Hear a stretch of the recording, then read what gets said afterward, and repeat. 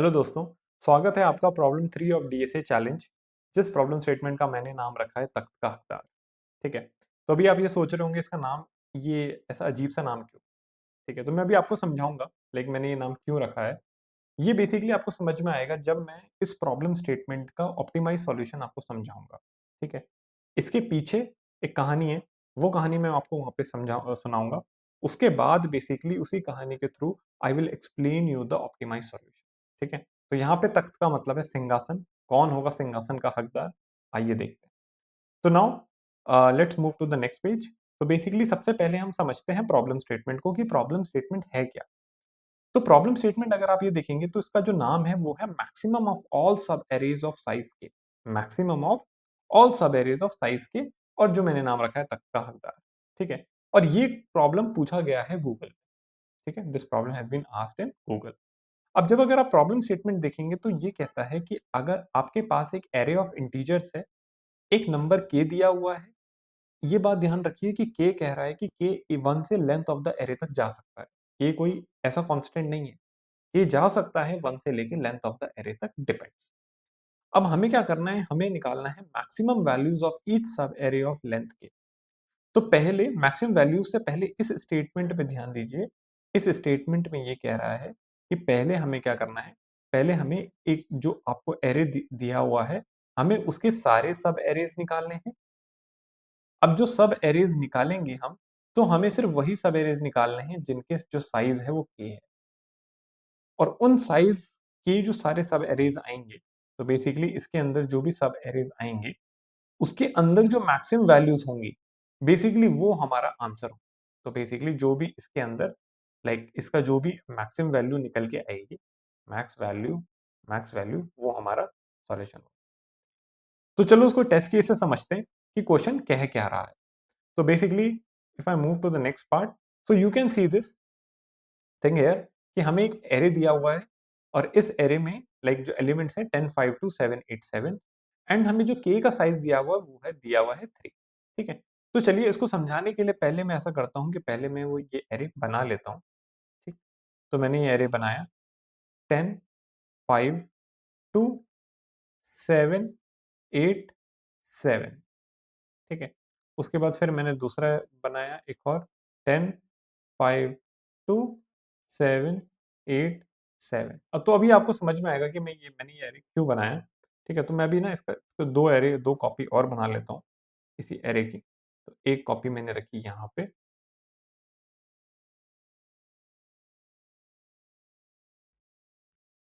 और एक कॉपी मैं और बनाऊँगा।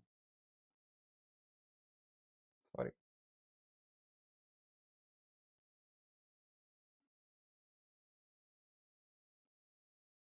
ओके। सो नाउ आप देख सकते हैं कि मैंने ये 4 एरे बनाए हैं। अभी आपको समझ में आएगा कि मैंने 4 एरे क्यों बनाए। तो इसमें इसने बोला है कि पहले आपको क्या निकालना है? आपको सारे सब एरेज़ निकालने हैं ऑफ लेंथ के। तो जब मैं लेंथ के की बात करता हूँ, तो आप ये समझिए कि जब हम लाइक सब एरेज़ और लेंथ के की बात कर रहे हैं, तो सब एरे का मतलब क्या है कि वो एक कंटीगुअस में होना चाहिए, वो कंटीन्यूअस में होना चाहिए। ऐसा नहीं हो सकता कि आप ये कहें कि मेरा जो सब एरे है, वो है 10, 5 और 8। ठीक है? क्योंकि आपने एरे को तोड़ दिया। तो इट शुड बी कंटीन्यूअस। तो कंटीन्यूअस में बेसिकली अगर हम इसमें बोलें तो साइज़ के और उसका साइज़ के होना चाहिए। तो पहला जो कंटीन्यूअस सब एरे है, वो है 10, 5, 2। फिर जो दूसरा कंटिन्यूअस सब एरे है वो है हमारा 5 टू 7। जो तीसरा हमारा कंटिन्यूअस सब एरे है 2 7 8 और जो लास्ट है हमारा वो है 7 8 7। नाउ अब अगर हमने ये चीज निकाल दी, ये चीज कैलकुलेट कर दी, तो हम इसमें इसको ऐसे लिख देता हूँ यहाँ पे। ठीक है? Just for the understand. 10 5 2 5 2 7 2 7 8 और 7 8 7। तो अगर आप इसका मैक्सिमम निकालेंगे तो इसका मैक्सिमम देखेंगे 10, इसका मैक्सिमम आप देखेंगे 7, इसका मैक्सिमम देखेंगे 8, इसका मैक्सिमम आप देखेंगे 8। तो इसमें जो फाइनल आउटपुट आएगा, तो अब गाइस इसमें अब मैंने मैक्सिमम क्यों निकाला? क्योंकि क्वेश्चन में दिया हुआ है कि मेरे को बेसिकली क्या करना है, हर एक सब एरे का मैक्सिमम निकालना है। ठीक है? तो जब मैंने मैक्सिमम निकाला तो 10 7 8 8 आया। तो आउटपुट बेसिकली जो होगा वो होगा 10 7 8 8। अब वो डिपेंड करता है कि मुझे प्रिंट कैसे करना है, वो क्वेश्चन में दिया हुआ होगा, या तो मुझे वर्टिकल फॉर्म में या हॉरिजॉन्टल फॉर्म में, ठीक है? बट ये this is like now I think you have understood कि क्वेश्चन कह क्या रहा है और हमें प्रिंट क्या करना है। पहले सारे सब एरे निकाल लो साइज़ के और उन सब एरे जो आपने निकाले हैं साइज़ के, उसमें जो मैक्सिमम वैल्यू है उसको प्रिंट करिए। So now let's move to the next part. तो अब हम समझते हैं, अब हमने already we have understood the problem statement. अब इसमें कंस्ट्रेंट को देख लेते हैं। कंस्ट्रेंट क्या कहते हैं? कंस्ट्रेंट ये कहते हैं पहली चीज कि हमें इस प्रॉब्लम को सॉल्व करना है ऑर्डर एन टाइम में, ठीक है? तो ये लीनियर टाइम है जिसमें हमें प्रॉब्लम को सॉल्व करना है। स्पेस हमारा ओ ऑफ के होगा। तो why they have written O of K? क्योंकि आपने ये देखा होगा कि क्वेश्चन में एक चीज लिखी हुई थी कि जो के का साइज है वो जाएगा 1 से लेके लेंथ ऑफ द एरे तक। तो लेंथ ऑफ द एरे क्या हुआ? वो तो एन हुआ। तो कॉम्प्लेक्सिटी मतलब स्पेस ऑर्डर एन तक भी जा सकती है, लेकिन वो डिपेंड करेगा एन पे। तो इसलिए यहाँ पे उन्होंने ऑर्डर ऑफ के लिखा है, इसलिए उन्होंने ऑर्डर ऑफ कांस्टेंट नहीं लिखा, क्योंकि के का तो कुछ पता ही नहीं है। 1 भी हो सकता है और लेंथ ऑफ द एरे भी हो सकता है। अब नाउ सेकंड थिंग जो क्वेश्चन कह रहा है कि you can modify the input array in place. आप जो आपका जो इनपुट एरे है आप उसको मॉडिफाई कर सकते हैं, बट आपको रिजल्ट स्टोर करने की जरूरत नहीं है, ठीक है? तो यहाँ पे जो हम बेसिकली 10, 7, 8, 8 प्रिंट कर रहे थे, तो ज़रूरी नहीं है आपको कि उसको लिस्ट में रखना है या किसी जगह पे स्टोर करना है। आप इसको वैसे-वैसे प्रिंट कर सकते हैं जैसे-जैसे आपके नंबर निकल रहा है। जैसे for example it is saying you can simply print them out as you are compute them. तो जैसे-जैसे आपको नंबर मिल रहा है वैसे-वैसे आप प्रिंट करते जाइए, ठीक है? तो this is something like this is the whole idea of the problem statement. आइए अब देखते हैं इसका brute force solution. So in brute force solution ये है हमारा वो सैंपल इनपुट और जो हमारा case value of k and the array, the values of an array. तो नाउ अब मैं क्या करता हूँ कि अब अगर हमें ब्रूट फोर्स सॉल्यूशन को अच्छे से समझना है, तो मैं ऐसे करता हूँ कि पहले मैं इस एरे के मल्टीपल कॉपीज बना लेता हूँ, ठीक है? So I will make a multiple copies of this. I will be needing 4 copies,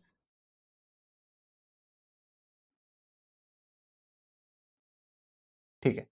तो अब गाइज आप एक चीज देखिए कि जब मैं इस सब एरे के बारे में बात करता हूँ और मैंने लाइक जब मैं इस प्रॉब्लम के स्टेटमेंट के बारे में बात करता हूँ, तो मैंने आपको एक चीज बोली थी कि अगर आपका ये एरे है तो हमें 3 साइज के सब एरेज चाहिए, ठीक है?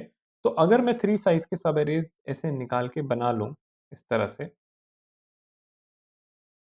तो 10, 5 2 ये हमारा पहले था, फिर हमारा है 5 2 7,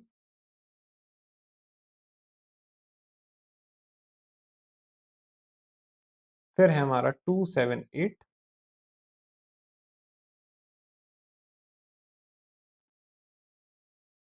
और फिर है हमारा 7 8 7।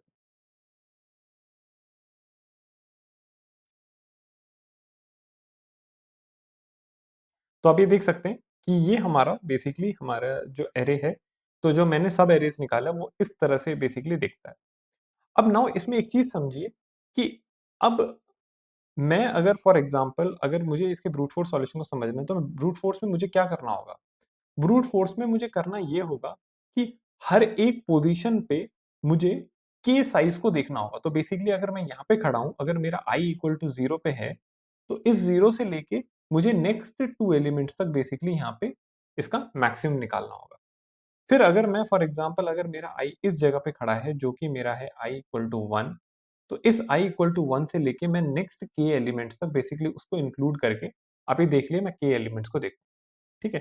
क्योंकि ब्रूट फोर्स सॉल्यूशन में हम करते क्या है कि हर एक जगह से बेसिकली हम वो सारे पॉसिबल सिनेरियोज निकालते हैं, ठीक है? ब्रूट फोर्स का मतलब ही ये हो गया कि हम बेसिकली एक ब्रूट फोर्स सॉल्यूशन सोचेंगे। ब्रूट फोर्स का मतलब कि एक पोजीशन से हम सारे कॉम्बिनेशन निकालेंगे और उन सारे कॉम्बिनेशन का फिर हम मैक्स यूनिकली विल कैलकुलेट। तो अब ये देखिए कि अगर हमारे पे ये था, तो हमने क्या करा कि नेक्स्ट जो के एलिमेंट्स हैं वहां तक basically will see and will find the maximum value. Similarly अगर मैं यहाँ पे हूँ और मेरा i इक्वल टू 2 है, तो 2 से लेके नेक्स्ट 2 एलिमेंट्स तक आप ये देखिए हमारा मतलब नेक्स्ट 2 एलिमेंट बोलूंगा क्योंकि इंक्लूडिंग दिस एलिमेंट तो हमारा k ऑलरेडी 3 हो रहा है। अब सिमिलरली जब मेरा i इक्वल टू 3 हो जाएगा, सो i इक्वल टू 3 से फिर मैं बेसिकली नेक्स्ट यहाँ तक जाऊंगा, क्योंकि मुझे जो भी मैक्स ढूंढना है वो तो नेक्स्ट लाइक कंप्लीट 3 एलिमेंट्स में ढूँढना है, जो मेरा सब एरे का साइज़ होना चाहिए वो तो 3 का होना चाहिए। अब इसमें एक चीज़ देखिए कि अगर मेरा ये एरे है, तो इस एरे में बेसिकली मेरा जो n का साइज़ है वो तो 6 है, ठीक है? इसका मतलब आप एक चीज़ ज़रा ध्यान से देखिए कि मेरा i जो चला वो चला 0, 1, 2 और 3। अब इसके आगे-आगे i को जाने की ज़रूरत नहीं है, ठीक है? क्यों? क्योंकि इसके आगे तो पॉसिबल ही नहीं होगा कि 3 साइज़ का सब एरे। तो अगर मैं बेसिकली ये अगर कैलकुलेट कर पाऊँ कि मेरा जो i का लूप है, इतना तो मुझे समझ में आ रहा है कि ये 0 से शुरू हुआ, बट ये जा कहाँ तक रहा है? बट ये जा कहाँ तक रहा है? तो क्या ये जा रहा है, अगर मैं इसको फ़ॉर्मूले वाइज़ देखूँ, तो क्या ये जा रहा है n-k तक? ठीक है? तो एक बार करके देख लेते हैं। n इज़ 6, ठीक है? और जो मेरा k है that is also 3, so 6 minus 3 is 3, ठीक है? तो अगर हम देखते हैं कि क्या मेरा i का जो बेसिकली लूप है वो कहाँ से कहाँ तक जा रहा है, तो अगर मैं यहाँ पे देखूँ, तो ये मेरा जो इंडेक्स हुआ that is my 0th index, that is my first index, ये मेरा 1 इंडेक्स हुआ, ये मेरा सेकंड इंडेक्स हुआ, ये मेरा थर्ड इंडेक्स हुआ, ये मेरा फोर्थ हुआ, ये मेरा फिफ्थ हुआ। So now you can see that like जो ये वैल्यू जा रही है लास्ट, वो जा रही है यहाँ तक। सो अगर मैं यहाँ पे इसको नोट करूँ, तो दिस इज माय 0, 1, 2, 3, 4 एंड 5। सो आप ये देख सकते हैं कि ये बेसिकली i मेरा 3 तक जा रहा है और ये मेरा n माइनस k से कैलकुलेट हो जा रहा है, ठीक है? तो मैं ऐसा कह सकता हूँ कि मेरा जो i की जो वैल्यू है वो जा रही है 0 से लेके n माइनस k तक। i की वैल्यू जा रही है n माइनस k तक, ठीक है? अब ये मैं बेसिकली मेरे को हिट एंड ट्रायल करके देखना होगा और ये सेंस भी बनाता है। अगर आप इसको इंट्यूटिवली देखें, तो ये सेंस भी बनाता है। कैसे? क्योंकि आप ये देखिए ना कि मुझे वैसे तो n तक जाना है नहीं। वैसे भी मुझे जो मेरा जनरली लूप चलता वो मेरा कहाँ से चलता? i इक्वल टू 0 से लेके n तक। लेकिन मुझे n तक तो जाना नहीं है। क्यों? क्योंकि मेरा जो फॉर एग्ज़ाम्पल जब मेरा i का लूप चलता रहेगा और उसके आगे के जो मैं सब एरेज़ कलेक्ट करता रहूँगा, तो एक जगह पे जाके मुझे i को रोकना पड़ेगा, क्योंकि i इक्वल टू 4 का में चला के फ़ायदा क्या है? क्योंकि उसके आगे तो 3 साइज़ का सब एरे पॉसिबल ही नहीं है। तो मेन पॉइंट है कि मुझे तो रुकना यहाँ पे है। तो ये पॉइंट कौन-सा है? ये पॉइंट तो यही होगा ना, क्योंकि अगर ये साइज़ मेरा k का है, अगर मेरा ये साइज़ बेसिकली टोटल इसको इंक्लूड करके ये मेरा k का है, तो हम ये कह देते हैं कि ठीक है, तो ये वाला जो लोकेशन होगा that will be n-k, that will be n-k। तो अब बेसिकली इसलिए हम ये कह रहे हैं कि हमारा जो लूप चलेगा वो तो चलेगा 0 से लेके n-k तक। हमें n तक तो जाने की ज़रूरत ही नहीं है। 0 से लेके n-k तक, और हमें k तक तो जाने की अब ज़रूरत ही नहीं है। तो बेसिकली ये थॉट प्रोसेस है इसमें, ठीक है? अब नाउ लेट्स सी, अगर मैं इसी पेज का if I make a duplicate of it, now what I will do is, अब हम थोड़ा j के लूप को समझते हैं कि हमारा j का लूप कैसे चलेगा, ठीक है? तो गाइज़ एक चीज़ देखिए, अगर मेरा 0 इक्वल टू n-k है, तो अब हम क्या कर सकते हैं कि जो मेरा j का लूप है, तो j का लूप बेसिकली जो मेरा जाना चाहिए, वो कहाँ से कहाँ तक जाना चाहिए? तो ये समझिए कि मैं अपने j के लूप को टच नहीं करूँगा, ठीक है? मैं अपनी j के लूप को टच नहीं करूँगा। मैं उसको क्या करूँगा, मैं उसको 0 के रेफरेंस से लेके आगे बढ़ाऊँगा, ठीक है? अब इसका मतलब क्या है? तो मैं एक बारी के लिए ये सारी चीज़ें एक बार के लिए I will remove it so that we can discuss the, तो जैसे आप ये वाला चीज़ देखिए, अगर मुझे इसको रिमूव नहीं करना चाहिए, मैं इसको रिमूव कर लेता हूँ, ताकि हम 2 केसेस में अच्छे से समझ पाएँ, ठीक है? अब मैंने क्या करा, मैंने इतने वाले पार्ट को सेलेक्ट कर लिया, इसको उठा के मैंने यहाँ पे रख दिया, ठीक? और अब मैं यहाँ पे क्या करूँगा, इसमें 4 और 5 को रिमूव कर दूँगा और यहाँ पे भी मैं एक बारी के लिए इसको हटा देता हूँ, ठीक है? अब आप यहाँ पे एक चीज़ देखिए कि अगर मेरा फॉर एग्ज़ाम्पल अगर मेरा i यहाँ पे है, तो अगर मेरा ये जो लोकेशन है 0, 1, 2, 3, 4 एंड 5, तो अगर मैं फॉर एग्ज़ाम्पल अगर मेरा ये i इक्वल टू 0 पे है, तो आप ये देखिए कि मैं 0 को बेस लेके j को आगे बढ़ा सकता हूँ। तो मेरा ये मैंने बोला ये मेरा सेंटर पॉइंट है, ठीक है? यहाँ पे मैंने खूँटा लगाया, खूँटा लगाने के बाद अब मैं क्या करूँगा कि मेरा जो j है, वो बेसिकली अब इसके रेफरेंस में आगे बढ़ेगा, इसके रेफरेंस में आगे बढ़ेगा। तो बेसिकली जे की वैल्यू कहाँ से कहाँ तक जाएगी? अभी आप ये देखिए कि मैं ऐसे कह सकता हूँ कि मेरी जो जे की वैल्यू है वो ऐसे जा सकती है, j equal to 0, j equal to 1 और जे इक्वल टू 2, ठीक है? J equal to 0, 1, 2। अब इसमें जब i इक्वल टू 1 है तो यहाँ पे भी सेम ही रहेगा, j equal to 0, j equal to 1 and j equal to 2। इसमें भी क्योंकि खूंटा तो i इक्वल टू 1 पे लगा है। तो अगर मुझे इस पोज़ीशन में पहुँचना है तो मैं कैसे पहुँचूँगा? तो आप सीधा कर दीजिए i प्लस जे। और जे का लूप फिक्स रहेगा, ठीक है? जे का लूप आप फिक्स रखिए, बेसिकली जैसे हमने चलाया 0, 1 एंड 2, 0, 1, 2 और आप बेसिकली हर टाइम पे अगर मुझे आपको कोई भी वैल्यू चाहिए, ठीक है? अगर आपको फॉर एग्ज़ाम्पल क्योंकि हमें क्या करना है, हमें इस वाले सब एरे में basically we need to find the maximum और अगर हमें मैक्सिमम ढूँढना है, तो मैंने पहले i का खूंटा लगाया और फिर मैं क्या करूँगा, j का जो लूप है, ठीक है? वो चलाऊँगा बेसिकली यहाँ से लेके यहाँ तक, 0 से 2 तक एंड इसमें बेसिकली मैं क्या करूँगा और इस लॉजिक के अंदर ही मैं बेसिकली मैक्सिमम ढूँढूँगा, फाइंड और इसी लूप के अंदर बेसिकली मैं ढूँढूँगा फाइंड मैक्सिमम।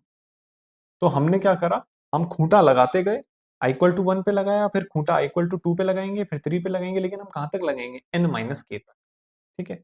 हम अपना जो खूंटा लगाएँगे वो लगाएँगे n माइनस k तक। तो बेसिकली इस तरह से हमारा क्या होगा, जैसे खूंटा लगाते रहे और जे अपना मैक्सिमम ढूँढेगा। तो जो हमारा मैक्सिमम ढूँढने का लॉजिक है वही हम यहाँ पे अप्लाई करेंगे, ठीक है? अब इसमें मैं एक चीज़ और ऐड करना चाहता हूँ, वो एक चीज़ क्या है, अब इम्प्लीमेंटेशन के पर्पज़ से देख लेते हैं, ठीक है? अभी आप ये तो समझ गए हैं कि इसके अंदर बेसिकली मैं लूप चला के basically I will be finding the maximum. इसके अंदर चला के बेसिकली मैं what I will do is I will find the maximum. अब इसमें एक चीज़ और समझ लेते हैं कि अब मेरे को बेसिकली क्या करना है कि अगर मैं इसमें इसको हटा देता हूँ, तो चलिए सिर्फ पहले वाले एरे के लिए एक बार देखते हैं कि पहले वाले एरे के लिए ये चीज़ इम्प्लीमेंट कैसे होगी। तो मैं एक बार इसको एक थोड़ी देर के लिए साइड कर देता हूँ एंड नाउ इसमें एक चीज़ देखिए तो मैं क्या करूँगा, अभी मैंने आपको बोला कि मैं अपना जो एरे है वो 0 से बेसिकली 2 तक चलाऊँ जो मेरा फिक्स रहेगा, ठीक है? जो मेरा जे है वो 0 से 2 चलाऊँगा। बट मैं ये कह रहा हूँ कि मैं 0 से 2 ना चलाऊँ। मैं क्या करूँगा, जब भी मेरा i इक्वल टू 0 शुरू होगा क्योंकि फिर मेरा नेस्टेड लूप शुरू होगा, ठीक है? क्योंकि हर एक i इक्वल टू 0 के लिए मुझे उसका मैक्सिमम ढूँढना है इस 3 के लिए। तो मैं क्या करूँगा, एक ना वेरिएबल ले लूँगा जिसका मैं नाम रख दूँगा करंट मैक्स और करंट मैक्स में मैं मेरा जो एरे ऑफ i है, ठीक है? जो कि 10 है, वो मैं यहाँ पे स्टोर कर लूँगा। तो आप ये समझिए कि अगर मेरा एरे ऑफ i है दैट इज़ 0, ये यहाँ पे मैं स्टोर कर लूँगा। अब मैं क्या करूँगा, अब मैं जो अपना j का लूप है, वो तो मैं 1 से बेसिकली जो भी मेरा k साइज़ है, तो जब मैंने यहाँ पे 0, 1, 2 बोला तो आप ये समझिए कि मैं जो अपना जो j का लूप है, वो 1 से चलाऊँगा बेसिकली आप ये समझिए लेस देन 3 तक, ठीक है? और लेस देन 3 का मतलब क्या हुआ? Less than k। तो मेरा जो j का लूप चलेगा, वो चलेगा लेस देन k तक, ठीक है? अब पॉइंट क्या हो क्योंकि मेरे को तो अपने j को सिर्फ उतनी पोज़ीशन तक आगे बढ़ाना है और मैं 0 को तो ले नहीं रहा हूँ क्योंकि 0 में मैंने अभी मान के रख लिया है कि भाई यही मेरा सबसे बड़ा नंबर है। अब इसके बाद मैं क्या करूँगा, एक बारी के लिए मैं इसको रिमूव कर देता हूँ। तो अब हम देखते हैं कि होगा क्या? तो जब बेसिकली मेरी i की वैल्यू 0 हुई, मान लीजिए यहाँ पे मेरी i की वैल्यू 0 हुई।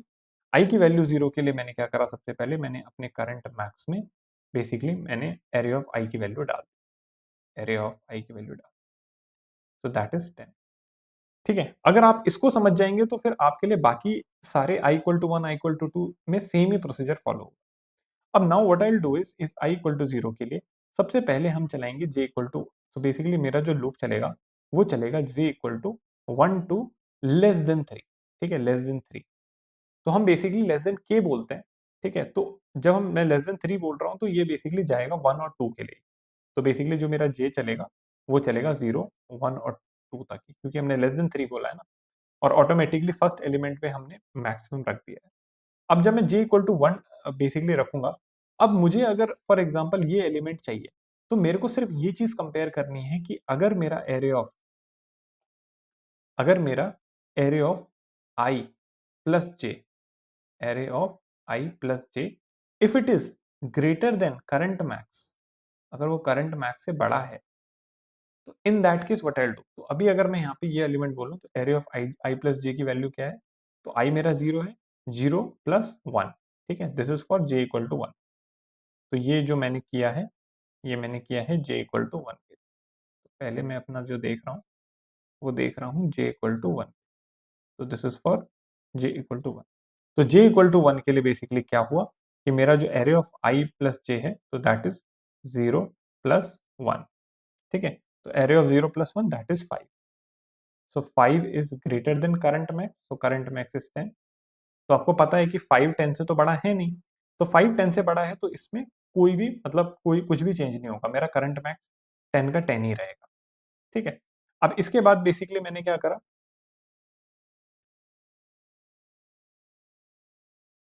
तो ये मेरा j इक्वल टू 1 के लिए चला।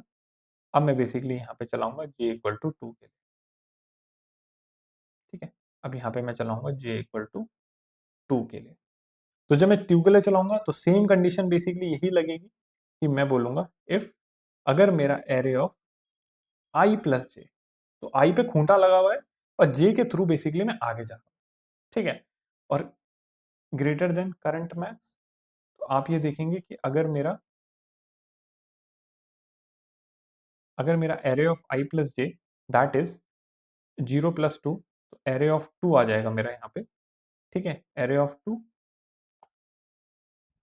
लिख देता हूँ मैं, array of 2 if it is greater than current max. मेरा करंट जो मैक्स है दैट इज 10, एरे ऑफ 2 मेरा क्या है 2, तो 2 इज ग्रेटर देन 10, तब भी हम कुछ नहीं करेंगे। लेकिन अगर मान लो ये कंडीशन फॉल्स होती, अरे कंडीशन फॉल्स होती, तो मैं अपने करंट मैक्स को अपडेट कर देता, तो अपने करंट मैक्स को अपडेट कर देता। तो बेसिकली हो क्या रहा है, मैं क्या कर रहा हूँ कि मैं इस बेसिकली मैंने आई पे, आई इज इक्वल टू 0 पे इसको मैंने मैक्सिमम मान लिया। उसके बाद मैं बेसिकली j इक्वल टू 1 और j इक्वल टू 2 के लिए, मतलब जब मैं लूप चलाऊंगा that will go for i equal to और j equal to 1 to less than 3, और हर एक आइटरेशन पे मैं जाके चेक करूंगा कि क्या मेरा जो i प्लस j है, क्या ये 5 ये 10 से बड़ा है, नहीं है, तो आगे बढ़ो। 2 क्या ये 10 से बड़ा है, नहीं है, तो बेसिकली अब हम क्या करेंगे कि अब हम यहीं पे रुक जाएंगे और अब हम यहाँ पे कंक्लूड कर देंगे कि भाई हमारा जो सबसे बड़ा मैक्सिमम है इस समय का, वो कौन है। तो आपको पता है कि इस समय का जो हमारा मैक्सिमम एलिमेंट है वो 10 का 10 ही है। तो मेरे आउटपुट में बेसिकली, मेरे आउटपुट में जो पहला वैल्यू प्रिंट हो जाएगी वो हो जाएगी 10। कैसे प्रिंट हुई, क्योंकि इस सब एरे के लिए जो मेरी मैक्सिमम वैल्यू है दैट इज 10 ओनली। ठीक है, अब नाउ क्योंकि अब हमने ये चीज देख ली, क्योंकि अब हमने ये वाली चीज देख ली, अब हम क्या करेंगे कि अगर मान लो मैं इसी पेज का कॉपी कर लेता हूँ, ठीक है, और मैं इन सब चीजों को लाइक, और मैं ये चीज हटा देता हूँ। तो अभी हमने i इक्वल टू 0 के लिए देखा। ठीक है, अब फॉर एग्जाम्पल मैं इसको रखता हूँ इस साइड पे। ठीक, ये मेरा i इक्वल टू 0 के लिए था। अब मैंने क्या करा कि मैंने यहाँ पे, तो मेरा आउटपुट इस समय 10 प्रिंट हुआ। ठीक है, अब मैं क्या करूंगा, यहाँ पे मैं रखूंगा i इक्वल टू 1 के लिए। ठीक, तो अब जो मेरा एरे रहेगा, अब जो मेरा एरे रहेगा वो रहेगा ये वाला। तो मैं इस एरे को सिलेक्ट कर लेता हूँ, ये एरे मैंने सेलेक्ट किया, ये एरे मैं यहाँ पे रख देता हूँ।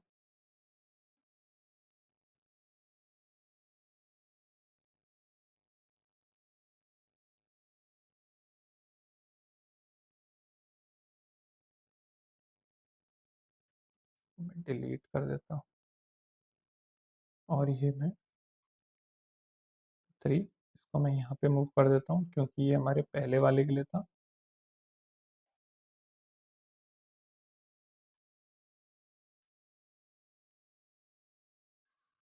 ठीक है, ये हमारे पहले वाले एरे के लिए था एंड इसके लिए हमने ये कैलकुलेट किया था। सो अब मैं यहाँ पे आके बेसिकली इस एरे को एक बार फिर से कॉपी कर लेता हूँ। इस एरे को मैंने कॉपी किया, यहाँ पे मैंने इस एरे को रखा। ठीक है, अब बेसिकली मैं i इक्वल टू 1 के लिए देखूंगा। अब मैं i इक्वल टू 1 के लिए देखूंगा। तो जब मैंने i इक्वल टू 1 के लिए रखा, i इक्वल टू 1 के लिए, तो अब मैं क्या करूंगा कि अभी आप समझिए कि सबसे पहले जो मेरा करंट मैक्स होगा वो मेरा होगा array of 1, array of i। Basically अगर मैं एरे ऑफ i बोलूं, तो एरे ऑफ 1 मेरा क्या है, दैट इज 5, क्योंकि मैंने अपने 5 टू 7 के लिए मैक्सिमम मान लिया कि मेरा 5 ही मैक्सिमम है इस समय के लिए। अब फिर मैं जे का खूंटा लगा के basically I will see that कि क्या-क्या डिफरेंट वैल्यूज होंगे। तो बेसिकली अगर मैंने आपको बोला कि जो मेरा जे का लूप चलेगा वो चलेगा 1 से लेके 1 टू लेस देन 3, ठीक है? अब हम ये करते हैं कि सबसे पहले हम क्या करेंगे कि पहले हम j इक्वल टू 1 के लिए देखते हैं। तो पहले मैंने क्या करा, j इक्वल टू 1 के लिए देखा। तो जब मैंने j इक्वल टू 1 के लिए देखा तो इसमें कंडीशन जो लगेगी, कंडीशन यही होगी कि पहले मैं ये करूंगा कि पहले इफ अगर मेरा क्या array of basically i plus j, क्योंकि i खूंटा लगा हुआ है, j को मैंने उस रेफरेंस से ऐड करा क्योंकि i तो अपनी जगह पे टिका हुआ है। अब मुझे जाना है इस लोकेशन पे क्योंकि 5 को तो मैंने डाल दिया करंट मैक्सिमम पे। अब मुझे इस लोकेशन पे जाना है, मैं तो सीधा i प्लस जे से पहुंच जाऊंगा और चेक करूंगा कि क्या वो करंट मैक्स से बड़ा है। तो आपको पता है i की वैल्यू है मेरी, i की जो मेरी वैल्यू है दैट इज 1, j की वैल्यू है 10, तो एरे ऑफ 2, तो array of 2 is 2, so 2 is greater than current max is 5, so that is, क्योंकि आपको ये पता है फॉल्स, तो यहाँ पे कुछ नहीं होगा, ठीक है? यहाँ पे भी कोई चीज अपडेट नहीं होगी, करंट मैक्स मेरा सेम ही रहेगा। इसके बाद बेसिकली मैं क्या करूंगा, इसके बाद बेसिकली मैं क्या करूंगा कि आप ये देखिए कि अगर मेरा जे का वैल्यू यहाँ पे 2 है, ठीक है, तो फिर सेम चीज में यहाँ पे लाइक ब्लैक में I should write if array of i plus j अगर वो मेरा करंट मैक्स से बड़ा है, अगर ये मेरे करंट मैक्स से बड़ा है, तो इस केस में आप ये चीज देखिए कि ये जो मेरी आई की वैल्यू है दैट इज 1, जे की वैल्यू है 2, तो एरे ऑफ 3, ओके, तो एरे ऑफ 3 में डायरेक्टली चले जाता हूँ 7, और 7 में मेरा उसके बाद मेरा करंट मैक्स में क्या है 5, तो आपको पता है ये है मेरा ट्रू। तो अगर ये मेरा ट्रू है तो in this case what will happen, current max will get updated with the new value. तो जो मेरा करंट मैक्स है उसमें क्या वैल्यू आ जाएगी, उसमें आ जाएगी एरे ऑफ आई प्लस जे, और आई प्लस जे में क्या था, आई प्लस जे में था 7। अब क्योंकि अब मेरा ये जो जे का इटरेशन ये पूरा खत्म हुआ, क्योंकि मैंने बोला ना कि लेस देन 3 तक चलेगा, तो 1 और 2 के लिए तो चल गया। तो जब ये 1 और 2 के लिए चल गया तो मेरे आउटपुट में जो नेक्स्ट एलिमेंट प्रिंट होगा वो करंट मैक्स होगा, तो current max will get printed, तो हेयर यहाँ पे आउटपुट मेरा आ जाएगा। अब इसी तरह से बेसिकली आप आगे वाली आइट्रेशंस के लिए चला सकते हैं। आई इक्वल टू 1 के लिए चलेगा, 2 के लिए चलेगा, और फिर बेसिकली आई इक्वल टू 3 के लिए चलेगा, उसके आगे नहीं चलेगा, क्योंकि मैंने बोला ना जो आई का लूप है वो कहां से कहां तक जा रहा है, i equal to 0 to exactly equals to n minus k, exactly equals to, इस बात को आप ध्यान रखिए।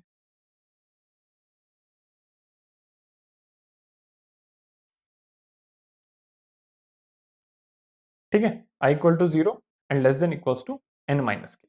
अब नाउ लेट्स सी, अब इसका हम इंप्लीमेंटेशन कोड में देखते हैं। कोड से आपको ज्यादा क्लैरिटी मिलेगी, बट आपको बस वही सेम अप्रोच लगानी है। अगर आप इतना पार्ट समझ गए हो तो कोड समझना आपके लिए बहुत ईजी होगा। 0 लिया, करंट मैक्स को वहां पे फिट किया, जे की वैल्यू को आगे से बढ़ाया, क्योंकि करंट मैक्स में तो पहली वैल्यू को हमने रख ही दिया है। करंट मैक्स में हम बेसिकली क्या कर देते हैं, इसको रख लेते हैं करंट मैक्स में। फॉर एग्जांपल जब हम इस आइट्रेशन के लिए थे तो करंट मैक्स में ये डाला, और जे का लूप यहां से यहां तक चला और मैक्सिमम ढूंढा भाई कौन मैक्सिमम है, और जब फाइनली मैक्सिमम आया उसको हमने यहाँ पे प्रिंट कर दिया। ठीक है, अब now let's go to the Visual Studio Code, and यहाँ पे basically let's try to implement this logic. तो अगर मैंने बेसिकली बोला ब्रूट फोर्स अप्रोच, ठीक है, तो ब्रूट फोर्स अप्रोच में basically what we will do, हम इसमें क्या करेंगे कि हम एक निकालेंगे diff of max of subarray. ठीक है, अब हम इसमें निकालेंगे मैक्स ऑफ सब एरे। तो मैंने लिया अपना एरे और केस साइज, ठीक है, जो मेरा इनपुट में आएगा। उसके बाद मैंने क्या करा, मैंने लेंथ निकाल दिया एरे का। अब मेरा एरे का लेंथ आ गया। उसके बाद अब मेरा, क्योंकि मैं कोड पाइथन में लिख रहा हूं तो आप ध्यान से समझिए एक एक चीज को। तो फॉर आई इन रेंज, हम जब पाइथन में लिखते हैं तो हमें कहां से कहां तक चलाना है हमें यहाँ पे मेंशन करना होता है।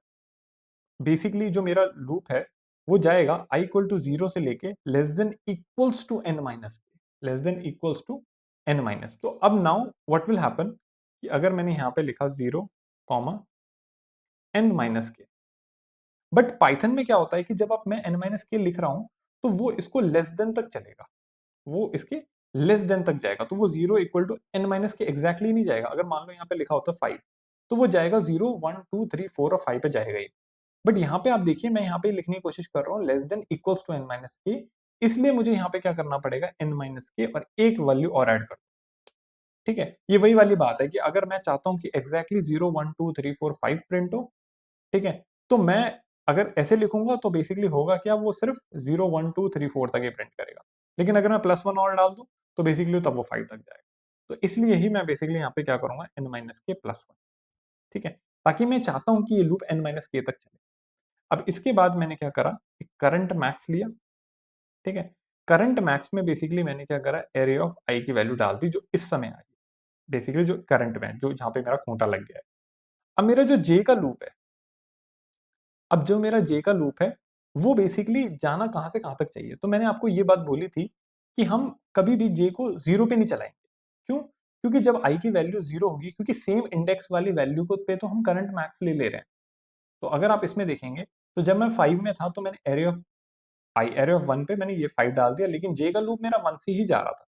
क्यों? क्योंकि अगर मैं 0 लिखता तो वो 1 प्लस 0 1 हो जाता, ठीक है। लेकिन उस पे आइटरेशन चला के फायदा क्या है, क्योंकि कंपेयर तो मैं सबको करंट मैक्स से कर रहा हूं। आप समझने की कोशिश करिए, हो क्या रहा है कि अगर मेरा बेसिकली यहाँ पे i इक्वल टू 1 मैंने यहाँ पे रखा, ठीक है, तो उसी जगह पे तो मैंने ये मान लिया ना कि यही मेरा करंट मैक्स है, और इसी वेरिएबल से मैं बाकी दोनों का बाकी जो दो जोड़े हैं, ठीक है, बाकी जो गोलू मोलू हैं, जो ये गोलू और ये मोलू, तो बेसिकली 5 को दोनों से कंपेयर करके मैक्सिमम निकालूंगा। तो जे को 5 के लिए चला के तो कोई फायदा ही नहीं है, क्योंकि ये वही वाली बात हो गई, 5 को 5 से कंपेयर कर रहा हूँ, भाई क्यों करना है, वो तो मैंने पहले ही मान लिया। तो इसलिए मैं अपना लूप जो चला रहा हूँ चला रहा हूँ 1 से, ठीक है। तो जब i की वैल्यू 2 होगी तो j का वैल्यू चलेगा 3 और 7 के लिए। मान लीजिए जब ये वाला सब एरे होगा 2 7 8 वाला, तो जब i की वैल्यू होगी 2 तब भी j बेसिकली 3 और 4 के लिए चलेगा। कैसे? क्योंकि हम i प्लस j कर रहे हैं। तो अब बेसिकली इसमें पॉइंट ये है कि जब मैं अपना j का लूप चला रहा हूं तो मैं 1 चला रहा हूं 1 से लेके लेस देन 3 तक, ठीक है, तभी ये 1 और 2 के लिए जा रहा है। और ये 3 क्या है मेरा, ये 3 एक्चुअली में मेरा k का साइज, तो मुझे जाना है लेस देन k तक, ठीक है। तो ऑटोमेटिकली पहली वैल्यू तो मेरी करंट मैक्स में आ गई, और जो बाकी जो रिमेनिंग है वो मेरा इससे कवर हो जाएगा 1, और मैं के लिख दूं। तो मैंने आपको बोला ना पाइथन में जब भी हम जो रेंज लिखते हैं कि कहां से कहां तक जाना है, ये स्टार्टिंग होती है और ये एंडिंग होती है। तो एंडिंग ये लेस देन के लेता है बाय डिफॉल्ट, मतलब लेस देन जो भी लेगा लेस देन इक्वल टू नहीं लेता। तो इसलिए मेरा यहाँ पे के लिखना अब ठीक है, ठीक है। अब मैंने बेसिकली क्या करा, मैंने यहाँ पे 1 टू के चला लिया। अब मैं इसके बाद यही कंडीशन डालूंगा जो मैंने यहाँ पे डाली कि अगर मेरा array of i plus j, अगर मेरा array of i plus j, अगर मेरा ये बड़ा है किससे, ये मेरा बड़ा है करंट मैक्स से, ठीक है। तो मैं क्या करूंगा, करंट मैक्स में basically array of i plus j डाल दूं। अगर array of i plus j current max से बड़ा है तो डेफिनेटली इसका मतलब क्या है कि करंट मैक्स जो है वो छोटा है। तो करंट मैक्स में छोटा वैल्यू तो चाहिए नहीं, उसमें तो हमें मैक्सिमम चाहिए। तो जैसे ही मैक्सिमम वैल्यू आ जाएगी, मतलब जो मिलेगी, हम वो इसमें रिप्लेस कर देंगे जो कि हमने यहाँ पे किया। 7 ग्रेटर देन 5 था, ठीक है, तो मतलब करंट मैक्स छोटा था, तो फिर हमने करंट मैक्स में आई प्लस जे की वैल्यू डाल दी। तो बेसिकली इस तरह से हम यहाँ पे ये करेंगे। एंड नाउ जैसे जैसे मेरा जे का लूप एक बार खत्म होगा, क्योंकि आई की वैल्यू तो बदलती रहेगी, तो हर आई की वैल्यू पे जैसे ही एक जे पूरा का पूरा खूंटा लगाने के बाद जब जे अपना काम पूरा कर देगा, उसके बाद बेसिकली मैं क्या करूंगा, मैं सिर्फ प्रिंट कर दूंगा करंट मैक्स को, ताकि मुझे वो सारी वैल्यूज मिल जाए, ठीक है। तो जैसे जैसे मुझे वैल्यूज मिलती जा रही है मैं उसे प्रिंट करता जाऊंगा। अब देख लेते हैं इसको एक बार चला के। तो मैं कहूंगा मैक्सिमम ऑफ सब एरेज, तो मुझे यहाँ पे लेना है एरे और के। तो इस केस में मैं क्या करूंगा, तो गाइज आपको घबराना नहीं है कि ये पाइथन में लिख दिया। मैंने बोला ना कि इस कोड को किसी भी कोड में कन्वर्ट किया जा सकता है, क्योंकि मैं इसको बहुत लेमन टर्म्स में लिख रहा हूँ। Lemon terms in the sense कि मैं इसको बहुत बेसिक सिंटेक्स में लिख रहा हूँ, मैं कोई भी पाइथन के शॉर्टकट कोड नहीं लिख यूज कर रहा हूँ। और इसके through basically you will get in clarity in a very short form. सो 10 5 2 7 8 7, 10 5 2 7 8 7, तो 10 5 2 7 8 7, और जो मेरा k का वैल्यू होगा that will be here, that was 3। Now अब एक बार देख लेते हैं कि अगर मैं इसको रन करूं पाइथन 3, और मैं अगर इसको रखूं प्रॉब्लम डॉट पी वाई, तो आप देख सकते हैं आउटपुट प्रिंट हो रहा है 10 7। तो ये है हमारा ब्रूट फोर्स सॉल्यूशन। तो आप ये देख सकते हैं, ये है हमारा ब्रूट फोर्स सॉल्यूशन और ये इस तरह से एग्जीक्यूट हो। ठीक है, I hope now you got an clarity. तो नाउ अब हम क्योंकि ये समझ चुके हैं, ठीक है, अब हम बढ़ सकते हैं नेक्स्ट टॉपिक की ओर। तो ये है हमारा टाइम एंड स्पेस कॉम्प्लेक्सिटी। अब हम समझते हैं टाइम एंड स्पेस कॉम्प्लेक्सिटी को। ठीक है, सो ब्रूट फोर्स अप्रोच में हमने देखा कि कैसे आई और जे लूप चल रहा था। तो अगर हमें टाइम एंड स्पेस कॉम्प्लेक्सिटी को समझना है तो बेसिकली हमें कंसिडर करना पड़ेगा हमारा वर्स्ट केस। ठीक है, तो पहले हमें ये ढूंढना होगा कि हमारा वर्स्ट केस है कौन सा। ठीक है, अभी हम बेसिकली ब्लाइंडली नहीं कह सकते। तो पहले चलिए देखते हैं कि हमारा वर्स्ट केस कौन सा हो सकता है। तो उसके लिए मैं एक्चुअली एक काम करता हूँ, मैं एक एरे ले लेता हूँ। ठीक है, मैंने ये एरे लिया। इस एरे में बेसिकली मैं ये मान लेता हूँ कि मेरे कुछ एलिमेंट्स हैं। तो मेरे कुछ एलिमेंट्स हैं, जैसे मैं कुछ सैंपल ले लेता हूँ, 5 8 9 1 4, और ऐसे मेरे बहुत सारे एलिमेंट। ठीक है, यहाँ पे मेरा कोई nth एलिमेंट है, और आप ये समझिए कि ये मेरा जो एरे का साइज है that is of n size, that is of n size.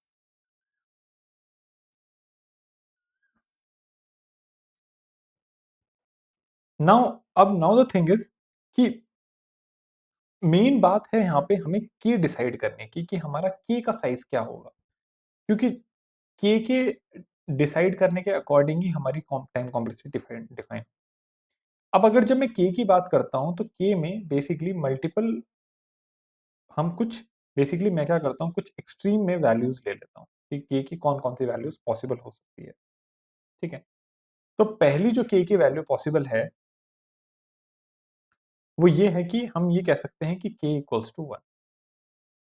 दूसरा मैं ये कह सकता हूँ कि के को मैं मिड में ले लेता हूँ, के इक्वल्स टू n बाय 2। और तीसरा मैं ये कह लेता हूँ कि के इक्वल्स टू। तो पहले हम जरा चेक कर लेते हैं कि इनमें बेसिकली टाइम कॉम्प्लेक्सिटी कैसे अफेक्ट होगी। तो नाउ लेट्स स्टार्ट विद के इक्वल्स टू 1। ठीक है, अब जब मैं के इक्वल्स टू 1 की बात करता हूँ तो मैंने क्या करा, मैंने इसको डुप्लीकेट किया, and now let's just focus on के इक्वल्स टू 1। अब जब आप के इक्वल्स टू 1 के बारे में हम बात करते हैं तो इसमें आप एक चीज नोटिस करिए कि अगर मेरा के 1 है तो के इक्वल टू 1 का मतलब ये है कि जो विंडो साइज है वो तो सिंगल सिंगल रहेगा, single window size, single window size. So basically हम यहाँ पे बात कर रहे हैं सिंगल एरे की। ठीक है, तो अगर मैंने इसको मिटाया और मैंने यहाँ पे लिखा कि अगर मैं के इक्वल टू 1 की बात कर रहा हूँ तो इसका मतलब हम ये बात कर रहे हैं कि वो सारे सब एरेज जिन सब एरेज में सिंगल सिंगल एलिमेंट आए, तो वो तो हो गया ये 5 8 9। इस तरह से हमारे जो भी सिंगल एलिमेंट होंगे और जो भी उनकी मैक्सिमम वैल्यू वो खुद में खुद ही होंगे, क्योंकि उस एरे में जो मैक्सिमम वैल्यू वो खुद है। तो बेसिकली हमें करना क्या है कि हमें, अगर हमें इसके like if we want to, like for k if we want to print all the sub arrays for k equal to 1, तो हमें करना क्या होगा, हमें इस पूरे एरे में सारे सिंगल एलिमेंट्स को प्रिंट करना होगा। ठीक है, will go to all the way up to the nth element. इसका मतलब हम कर कुछ नहीं रहे हैं, हम सारे जो एरे के एलिमेंट्स हैं उनको प्रिंट कर रहे हैं एक लूप चला के। अब एक फॉर लूप लिखिए और सारे एलिमेंट्स को प्रिंट कर दीजिए, अब वही आपका आंसर हो गया। तो आप इसमें कह सकते हैं कि जो आपकी टाइम कॉम्प्लेक्सिटी होगी वो तो होगी बिग O ऑफ n, जब मैं k इक्वल टू 1 की बात करता हूँ। जब मैं k इक्वल टू 1 की बात करता हूँ तो k इक्वल टू 1 के लिए आप ये समझिए कि हमारी जो टाइम कॉम्प्लेक्सिटी है that will become order of. Now let's see the second scenario. जो सेकंड सिनेरियो है वो ये है कि व्हाट इफ, कि अगर मेरा, व्हाट इफ अगर मेरा k का साइज जो है वो मैं अभी दूसरे एक्सट्रीम में देख लेता हूं, that is k equals to n। n by 2 में हम आएंगे। तो अगर मेरा k इक्वल टू n है तो इसका मतलब क्या है, इसका मतलब ये है कि मेरा जो पूरी जो विंडो है वो ये कंप्लीट है। This complete window is the, क्योंकि मेरा जो k का साइज हो गया वो तो पूरे एरे का ही साइज हो गया, और अभी इस में से बेसिकली मुझे कंप्यूट करना है, इस k इक्वल टू n में से मुझे कंप्यूट करना है क्या,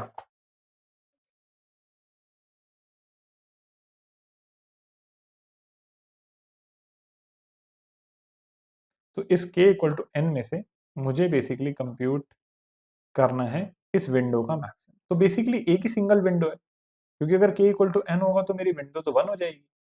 अब विंडो 1 होगी तो इसका जब आप मैक्सिमम निकालोगे तो मैक्सिमम क्या आएगा इस सिंगल विंडो का, ठीक है। तो बेसिकली मैं इसमें कैलकुलेट क्या कर रहा हूँ, मैं इसमें कैलकुलेट कर रहा हूँ, I am finding the max of the array. तो जब मैं इस एरे का मैक्सिमम निकालूंगा तो इस एरे का कुछ मैक्सिमम आएगा, ठीक है, वो मेरा आंसर होगा। तो बेसिकली इसमें मैं मैक्स ऑफ द एरे का लॉजिक लगा रहा हूँ, और जिसकी जो टाइम कॉम्प्लेक्सिटी होती है वो होती है बिग ऑफ एन। तो ये सिंपल सी बात है कि एरे है, आपको उसका मैक्सिमम निकालना है, तो आपको पता है एक लूप चलाओ, एक मैक्स वेरिएबल रखो और उसके थ्रू कंपेयर करते हुए आप उस एरे का मैक्सिमम निकाल सकते हो। तो that will give you big of n. तो दैट इज समथिंग, इस केस में भी हमारी जो टाइम कॉम्प्लेक्सिटी आ रही है that is k equal to n, like वो आ रही है बिग ऑफ एन। अब now let's see the next case. अगर मेरा k का वैल्यू मान लीजिए n/2 होता तो उसका क्या मतलब है, ठीक है। क्योंकि हमें वर्स्ट केस अभी पहचानना है कि हमारा वर्स्ट केस कौन सा है, क्योंकि अभी बाकी जो दो केस थे उसमें तो हमें टाइम कॉम्प्लेक्सिटी n ही मिल रही है। n/2 के लिए देख लेते हैं। तो जब हम n/2 की बात करते हैं तो आप ये समझिए कि मान लीजिए कि मेरा ये साइज n का है और इस जगह पे मेरा n/2 है, इस जगह पे मेरा n/2। तो उस केस में बेसिकली जो मेरी विंडो जाएगी वो तो ये जाएगी।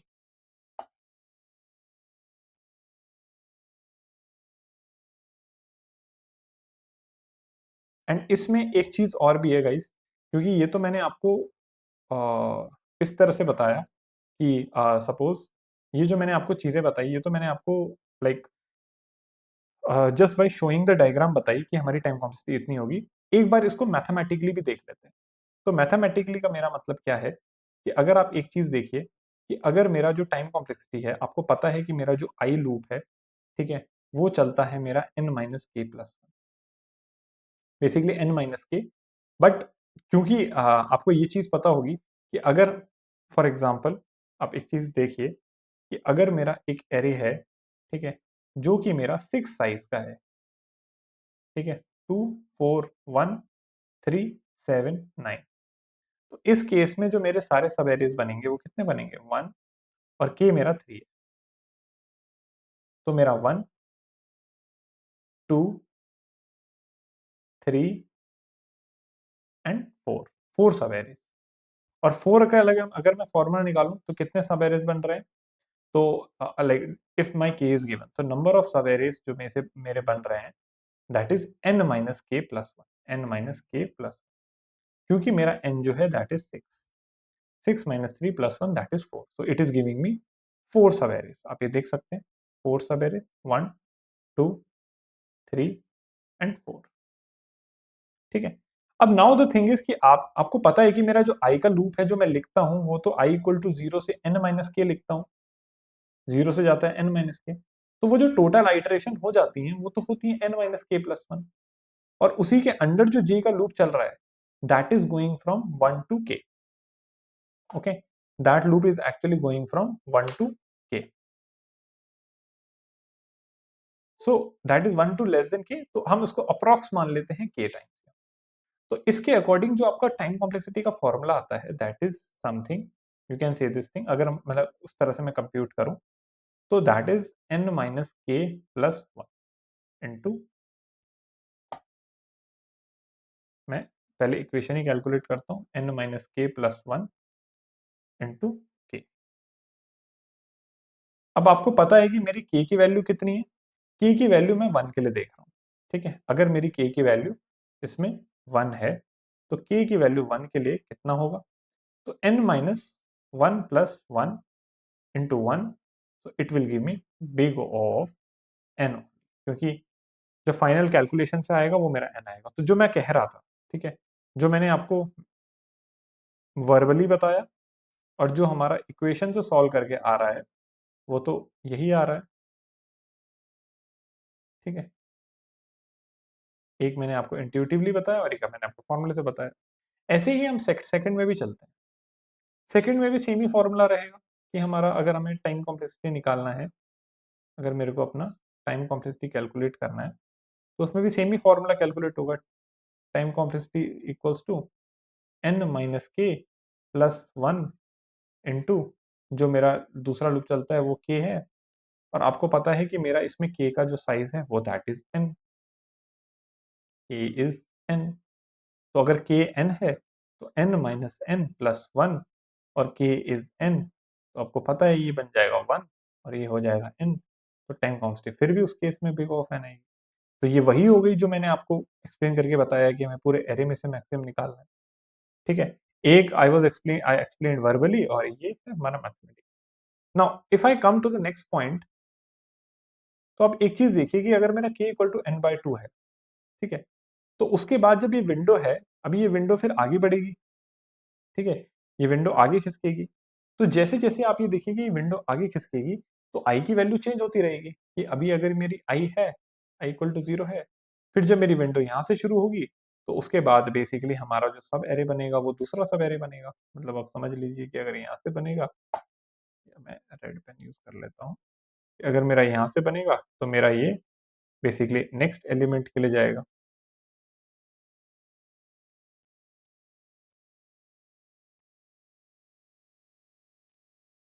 ठीक है? आप देख सकते हो ये। तो इस तरह से मेरी विंडो आगे मूव करेगी, लेकिन आई कहाँ से कहाँ तक मूव करेगा? आप ये समझिए कि मेरा जो आई है, कि जिस समय ये आखिरी में होगा, क्योंकि अभी ये n/2 में खड़ा है। तो एक चीज़ समझिए कि जब ये मेरा इसी का जब यही एरे होगा, ओके? अभी हम यहाँ पे देख रहे हैं k इक्वल्स टू n/2 के लिए। अगर मैं इसी एरे का कॉपी बना दूँ, तो आप ये सोचिए कि अगर मेरा सेम यही एरे है और इस एरे में बहुत सारे एलिमेंट्स हैं, दैट इज़ 5, 8, 9, 1, 4 ऐसे-ऐसे बहुत सारे nth एलिमेंट हैं। तो आप इसमें एक चीज़ देखिए कि जब मेरा बेसिकली अ, ये वाला जब मेरा फॉर एग्ज़ाम्पल i यहाँ तक बढ़ चुका होगा, यहाँ पे पहुँच चुका होगा सपोज़ i मेरा यहाँ पे पहुँच चुका होगा कहाँ पे i n/2 पे।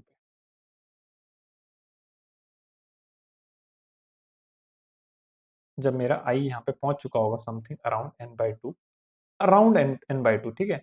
तो उस समय क्योंकि मेरी साइज़ n की है तो एप्रोक्सिमेट ले रहा हूँ मैं, ठीक है? इसमें थोड़ा ऊपर-नीचे हो सकता है +1 -1। तो आप सोचिए हमारी जो विंडो होगी वो तो यहाँ तक होगी। क्योंकि जब मेरा बेसिकली i यहाँ तक अराउंड पहुँचेगा, तो वो i की वैल्यू क्योंकि अब जब i इक्वल टू 0 चल रहा है और विंडो की साइज़ n/2 की है, तो जैसे-जैसे वो आगे करेगा तो जब मेरी विंडो लास्ट तक कब पहुँचेगी? तब पहुँचेगी ना जब मेरा i अप्रॉक्सिमेट अराउंड n/2 तक पहुँचेगा। तो बेसिकली आप ये देखिए कि मेरा i का लूप कितना चला n/2 और हर n/2 के लिए बेसिकली जो विंडो साइज़ था दैट वाज़ n/2 ओनली। तो अगर आप अप्रॉक्सिमेट देखें, तो हम इसमें ये कह देते हैं कि अगर मेरा जो i का लूप है, if it is running n/2 times, ठीक है? ये सारा अप्रॉक्सिमेशन में निकाल रहा हूँ मैं। और जो j का लूप है क्योंकि जब वो इस विंडो के अंदर मैक्सिमम ढूँढेगा, इस विंडो के अंदर मैक्सिमम ढूँढेगा, हर विंडो के अंदर मैक्सिमम ढूँढेगा क्योंकि ये तो मैंने i की आपको लास्ट सिनेरियो दिखाया, ये लास्ट है, ये फर्स्ट है। तो बीच वाले सारे सिनेरियो में j भी तो n/2 टाइम्स चलेगा और उस केस में बेसिकली आपकी जो टाइम कॉम्प्लेक्सिटी आएगी, वो आएगी बेसिकली n/2 इंटू n/2, तो n/2 n/2 and that will give you big of n²। हम यहाँ पे n² बोलते हैं। अब नाउ द थिंग इज़ कि अभी मैंने यहाँ पे n² बोला, तो एक बार मैं इसको मैथमेटिकल इक्वेशन में रख के देख लेता हूँ, ठीक है? तो मैथमेटिकल इक्वेशन में रख के हम इसको एक बार देख लेते हैं। तो जब मैं इसको मैथमेटिकल इक्वेशन में रखूँगा, तो आपको पता है n माइनस k प्लस 1 हमारा जो i का लूप है और जो इसमें j का लूप है, इसमें बेसिकली कितना लूप जा रहा है हमारा, that is k equals to n times. तो जैसे हमने पीछे वाले में किया, ठीक है? k टाइम्स, तो हम यहाँ पे k टाइम्स चल रहा है। अब k की वैल्यू इसमें कितनी है n/2, तो हम ये कहेंगे n into n/2 plus 1 into n/2। अब इसमें से अगर हमने निकाला तो ये निकलेगा n/2 प्लस 1 इंटू n/2 और उसके बाद आएगा n²/4 प्लस n/2। फिर फाइनली इसमें जो हमारा टाइम कांस्टेंट डोमिनेटिंग टर्म है दैट विल बी इक्वल।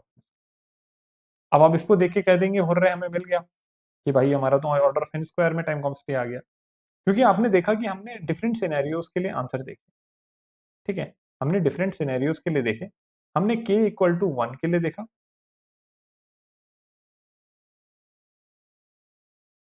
हमने k इक्वल टू 1 के लिए देखा,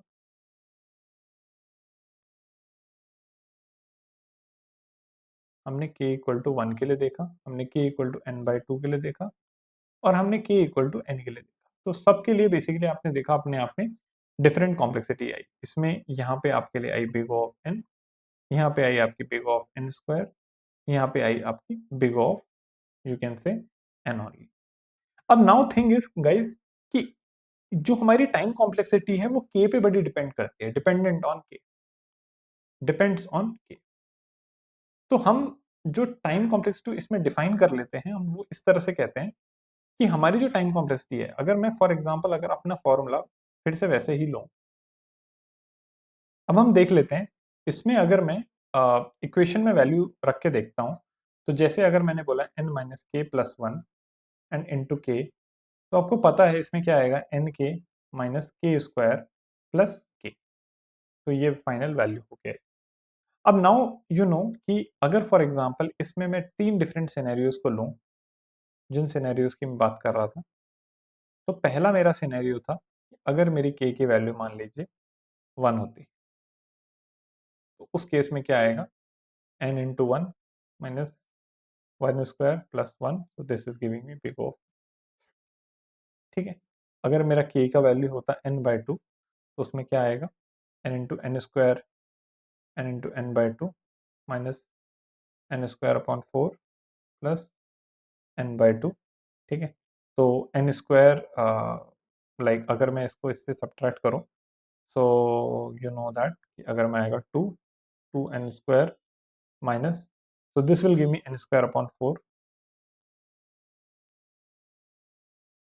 n square upon 4 and plus n by 2।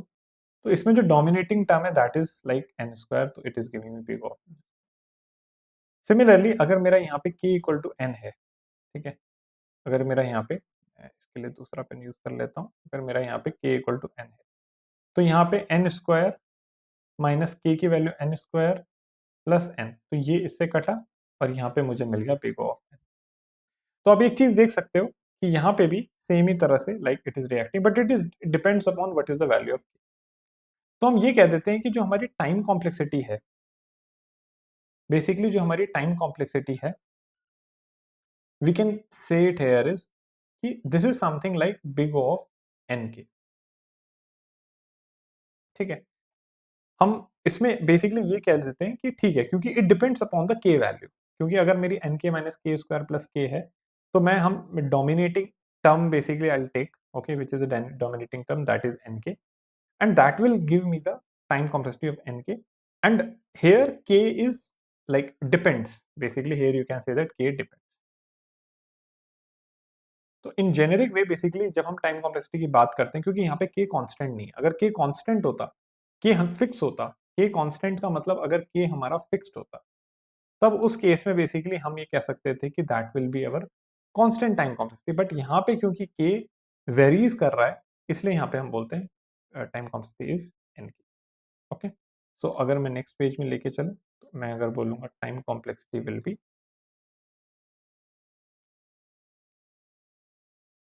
Big of n के।